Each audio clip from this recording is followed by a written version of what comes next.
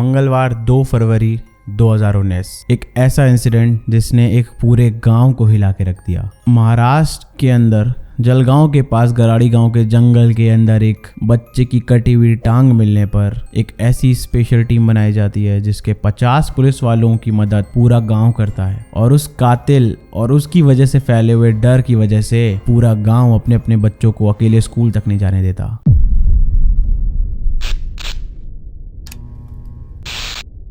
एक आम husband wife की तरह डगरू पाटिल और उनकी वाइफ गीताबाई पाटिल अपनी नॉर्मल ज़िंदगी जी रहे होते हैं और उनके 2 बच्चे होते हैं, 12 साल का मंगेश पाटिल और उसकी छोटी बहन। पूरी फैमिली एक लोअर मिडिल क्लास फैमिली से बिलोंग करती है जिनकी एक नॉर्मल सी ज़िंदगी है। पति काम पे जाता है, बीवी घर संभालती है और बच्चे स्कूल जाते हैं। और रेगुलर की तरह ही मंगेश उस दिन भी अपने स्कूल गया हुआ था अपनी छोटी बहन के साथ, पर सैटरडे होने की वजह से कई स्कूल में हाफ डे होता है, तो मंगेश का भी हाफ डे था और वो पहले घर चला आता है और आते ही घर आके अपनी माँ से बोलता है कि उसको भूख लगी है, उसके लिए खाना लगा दीजिए। और वो फ्रेश होके वॉशरूम होके हाथ पैर धुल के वापस आके खाना खाएगा। तो वो वॉशरूम के लिए जाता है 2 तारीख को 2 बजे दिन के, पर 1.5-2 घंटे के बाद भी वापस नहीं आता। इसको देख के उसकी माँ को थोड़ी सी चिंता होती है, पर कहती है कि शायद हाफ डे की वजह से अपने दोस्तों के साथ खेलने निकल गया हो। 2 से 4 हुआ, 4 से 6 हुआ, मंगेश का कोई भी आता पता नहीं होता।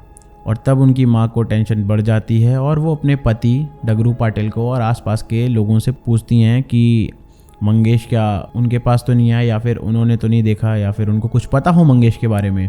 और ये बात सुन के डगरू पाटिल तुरंत घर चले आते हैं और शाम का 8-9 बज चुका होता है, काफ़ी अंधेरा हो चुका होता है ठंडी की वजह से, पर मंगेश का कोई भी अता पता नहीं चलता है। और गांव के कुछ बुद्धिजीवी ऐसा कहते हैं कि मंगेश बहुत दूर चला गया है, किसी के साथ अपने जान पहचान के एरिया से बाहर चला गया, जिसकी वजह से वो रास्ता भूल गया है अंधेरे की वजह से, सुबह होते होते शायद वापस चला आएगा। पर ऐसा नहीं होता। 2 तारीख के दिन के 2 बजे से लेके अगले दिन 3 तारीख की सुबह हो जाती है और मंगेश का कुछ भी अता पता ना चलने पर गांव वाले और मंगेश के माता पिता पास के पुलिस स्टेशन में जाके रिपोर्ट लिखाते हैं। और पुलिस वाले गांव के प्रेशर और ऐसा केस होने की वजह से बिना किसी देरी के एफआईआर रजिस्टर कर लेते हैं और ढूंढना शुरू कर देते हैं। 2 से 3 होता है, 3 से 4 होता है और 4 से 5 फरवरी 2019 में एकदम से एक आदमी पुलिस स्टेशन आता है और बताता है कि गराड़ी के ही जंगलों में एक बच्चे की, मतलब एक छोटे बच्चे की राइट कटी हुई टांग पड़ी पाई गई है। और ये सुनते ही मंगेश के माता पिता, गांव वाले और पुलिस वाले स्नाइपर डॉग के साथ उस स्पॉट पे पहुंच जाते हैं और वहां पे जाके मंगेश की माता उस पैर को देख के बेहोश हो जाती हैं। और पुलिस के जो स्नाइपर डॉग्स होते हैं वो आसपास के एरिया को सूंघते हैं और सूंघते सूंघते वो मंगेश के घर की तरफ चले आते हैं। ये चीज देखने के बाद पुलिस और ज़्यादा सख्त हो जाती है और ज़्यादा पूछताछ करने लगती है। तभी पता चलता है कि किसी लोग से गांव की वजह से कि 4 तारीख को मौनी अमावस्या थी और उस दिन लोग पूजा पाठ करते हैं और जो तांत्रिक होते हैं वो अपनी तंत्र विद्या करते हैं। और गांव होने की वजह से शायद ऐसा हो सकता है कि किसी तांत्रिक ने या फिर किसी ऐसे व्यक्ति ने बलि देने के लिए, ऐसी तंत्र विद्या करने के लिए मंगेश का अपहरण कर लिया, क्योंकि मंगेश छोटा बच्चा था और मंदिर भी जाता रहता था और लोग यही कहते कि शायद इसी वजह से किसी ने उसका अपहरण कर लिया है। तो पुलिस वाले 5 तारीख को ऐसा इंसिडेंट होने के बाद 6 तारीख को आसपास के सारे गांव से तांत्रिकों को इकट्ठा करते हैं, उनसे पूछताछ करते हैं। पर सबके ऐसे आंसर्स मिलने पर पुलिस वाले सोचते हैं कि नहीं, इनसे तो कुछ ऐसा प्रूफ या फिर ऐसा कोई कड़ी नहीं मिली जिसकी वजह से ये उस चीज़ में या फिर अपहरण करता हूँ। तो ऐसे ही 6 तारीख निकल जाती है, 7 तारीख निकल जाती है। मंगेश का किसने क्या किया, कुछ किया, किसी को कुछ पता नहीं चलता है। एक टेंजेंट पे ये भी सोचते हैं कि शायद उसका फिरौती के लिए अपहरण कर लिया हो, पर मंगेश की फैमिली एक normal middle class family, lower middle class family से आती है। उनके पास इतना पैसा ही नहीं है कि वो कोई फिरौती लेने के लिए उनको मंगेश को अपहरण कर लेगा। और रही बात आपसी दुश्मनी की, तो पुलिस उसको भी देखती है, आसपास वालों से पूछती है, तो उनको पता चलता है कि नहीं, ऐसा कुछ भी नहीं है उस फैमिली का, किसी से भी ऐसी कोई दुश्मनी नहीं है, ना ऐसा कोई झगड़े में कभी पड़ी है। तो ऐसे ही दिन निकलते चले जाते हैं, पता नहीं चलता है कि क्या होता है। और प्रेशर बढ़ता चला जा रहा था क्योंकि ये केस हाईलाइट होता गया और ऊपर से पुलिस वालों पे प्रेशर आया। तो जो सुपरिटेंडेंट ऑफ पुलिस थे जलगांव के, उन्होंने एक स्पेशल फोर्स बनाई, एक स्पेशल टीम बनाई इस केस पर वर्क करने के लिए, जिसमें 50 पुलिस वाले थे। और तभी 13 फरवरी को पता चलता है कि उसी जंगल की कहीं अंदर झाड़ में धड़ और हाथ के कटे हुए टुकड़े पाए जाते हैं और कपड़े भी होते हैं इस बार वहां पे। तो फिर से पुलिस, पूरा गांव, मंगेश के माता पिता और स्नाइपर डॉग्स वहां पे पहुंचते हैं। मंगेश की माँ का वो कपड़े देख के पहचान लेती हैं कि हाँ, 2 तारीख को जब मंगेश स्कूल से आया था तो उसने यही कपड़े पहन रखे थे। और मंगेश की माँ का वो कपड़े देख के, वो बॉडी देख के एकदम बुरा हाल हो चुका होता है और वो बेहोश हो जाती हैं। और प्रेशर ज़्यादा बढ़ने की वजह से पुलिस वाले उस गांव के बाहर से लोगों से भी पूछताछ करना शुरू कर देते हैं। गांव में तो कोई सीसीटीवी था नहीं। वहाँ पे एक ज्वेलर शॉप थी जिनका ओनर का नाम दिनेश शर्मा था, और उनके दुकान पे एक ऐसा सीसीटीवी होता है जिससे पता चलता है कि एक ऐसा बैगर टाइप का दिखने वाला आदमी बड़ा सा झोला लटकाए वहाँ पे घूम रहा है। और उसका झोला भी आमतौर पर बैगर जैसे झोले लेके घूमते हैं उससे काफ़ी ज़्यादा बड़ा और हैवी दिख रहा था, जो कि नॉर्मल नहीं होता। तो वो लोग फिर से वापस सारे तांत्रिकों को बुलाते हैं, फिर से सबसे पूछते हैं, पर कोई कड़ी नहीं मिलती। पर इस बार वो मंगेश के रिश्तेदारों से भी और मंगेश के माता पिता के ऊपर भी निगरानी रखते हैं, क्योंकि कुत्ते दोनों बार 5 फरवरी को भी 13 फरवरी को भी वो टुकड़े सूंघने के बाद स्निफ करते हुए मंगेश के घर के पास जाके ही रुके थे। तो काफ़ी दिनों बाद पता करने पे ये पता चलता है कि मंगेश के घर पे दिन के समय पे 5-6 महीनों से कोई लड़का आता जाता रहता है रेगुलरली, और उसका आने जाने का समय भी फिक्स्ड है। तो लोग जब पूछते हैं तो लोग भी यही बताते हैं आसपास के कि हाँ कोई तो आता जाता रहता है और उनको भी उसके बारे में नहीं पता है।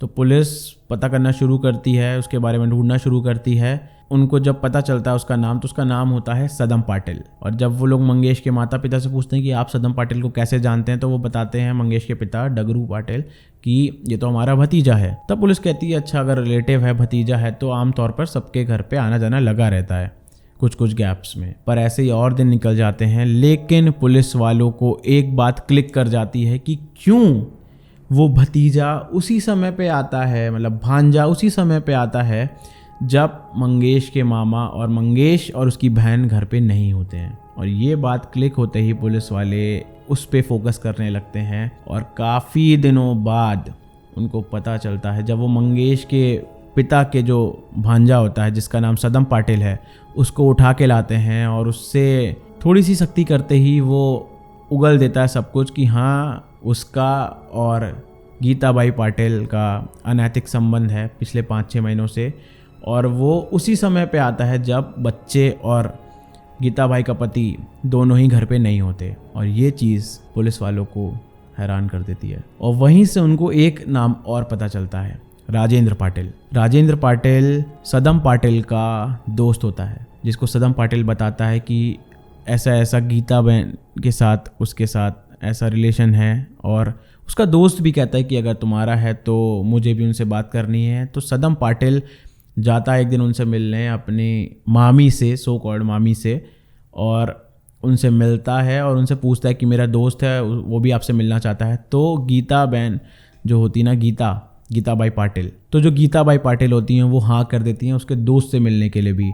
और ऐसे ही वो पिछले 5-6 महीनों से दोनों दोस्तों के साथ अनैतिक संबंध मेंटेन कर रही होती हैं अपने पति के जाने के बाद, अपने बच्चों के जाने के बाद। पर एक दिन आता है 2 फरवरी, और राजेंद्र पाटिल और मंगेश की जो माँ है वो उनके जाने के बाद घर में अपने अनैतिक संबंध बना रहे होते हैं। तभी हाफ डे होने की वजह से मंगेश बिना बताए सडनली घर आ जाता है, और जैसे ही वो घर के अंदर घुसता है उसको अपनी माँ और वो राजेंद्र पाटिल नाम का एक व्यक्ति आपत्तिजनक स्थिति में मिलते हैं, और वो एकदम से शॉक हो जाता है। और मंगेश किसी को बता ना दे इसके डर से राजेंद्र पाटिल पास में ही पड़ा हुआ बड़ा सा डंडा मंगेश के सर पे दे मारता है, और जिसकी वजह से खून बहने की वजह से मंगेश की वहीं पे मौत हो जाती है। और मंगेश की माँ और राजेंद्र पाटिल मिलकर मंगेश की बॉडी को ठिकाने लगाने का सोच लेते हैं, और ठंडक की वजह से शाम को वो एक एक करके मंगेश के शरीर के टुकड़ों को बाहर फेंकना शुरू कर देते हैं। पहला टुकड़ा, पहला टांग उन्होंने 5 फरवरी को फेंका था, और दूसरे शरीर के हिस्से और टुकड़े 13 फरवरी को फेंके थे। तब पुलिस को समझ में आता है कि क्यों स्नाइपर डॉग्स जो थे आपके, वो उस जगह को छानने के बाद घूम फिर के मंगेश के घर आ रहे थे। मंगेश की माँ से भी थोड़ा सा सख्ती करके पूछा जाता है, तो वो भी इस बात को एक्सेप्ट कर लेती हैं कि हाँ वो उन दोनों लड़कों के साथ पिछले कई महीनों से अपने पति के जाने के बाद अनैतिक संबंध में थीं। और एक दिन मंगेश ने उनको और राजेंद्र पाटिल को आपत्तिजनक स्थिति में देख लिया, जिसकी वजह से राजेंद्र पाटिल ने मंगेश को मार डाला। और उन तीनों ने प्लान बनाया कि ऐसे ऐसे मंगेश की बॉडी को हम ठिकाने लगा देंगे। पर इस बात से एक चीज़ पता चलती है कि जो माँ 2 फरवरी से लेकर इतने दिनों तक बेहोश हो पड़ रही थी, बात करते करते रोए जा रही थी, परेशान हुए जा रही थी। उस माँ को इतने दिनों से सब पता था कि उसका बेटा मर चुका है और उसके ही आशिक ने उसके बेटे को उसके सामने मार दिया और उसकी माँ ने खुद मदद करी उस लड़के की अपने बच्चे को ठिकाने लगाने में। तो आप सोच सकते हैं कि जब लोगों को पता चला होगा इसके बारे में, पुलिस को जब पता चला तो वो भी ऐसे ही शॉक हो गए। और तीनों के ही मतलब राजेंद्र पाटिल, सदम पाटिल और गीताबाई पाटिल का कन्फेशन हुआ। उन्होंने अपने जुर्म को एक्सेप्ट करा और आज के समय पे वो जेल पे हैं। और 12 साल का मंगेश अब हमारे बीच में नहीं है। तो अगर आप अभी तक यहाँ इस वीडियो में हो, अगर आपने वीडियो देखी है तो आप कमेंट करके बताओ कि आपको ऐसे केस स्टडीज़ केस के बारे में और जानना है, सुनना है, वीडियोस चाहिए तो कमेंट करके ज़रूर बताओ। कि वीडियो अच्छी लगी हो या फिर कुछ भी आपका ऐसा रिव्यू हो तो आप कमेंट करो, लाइक करो, शेयर करो, डिसलाइक करो, सब्सक्राइब करो, अनसब्सक्राइब मत करना बस। और thank you so much for watching. Stay safe, be happy. जय हिंद, जय भारत।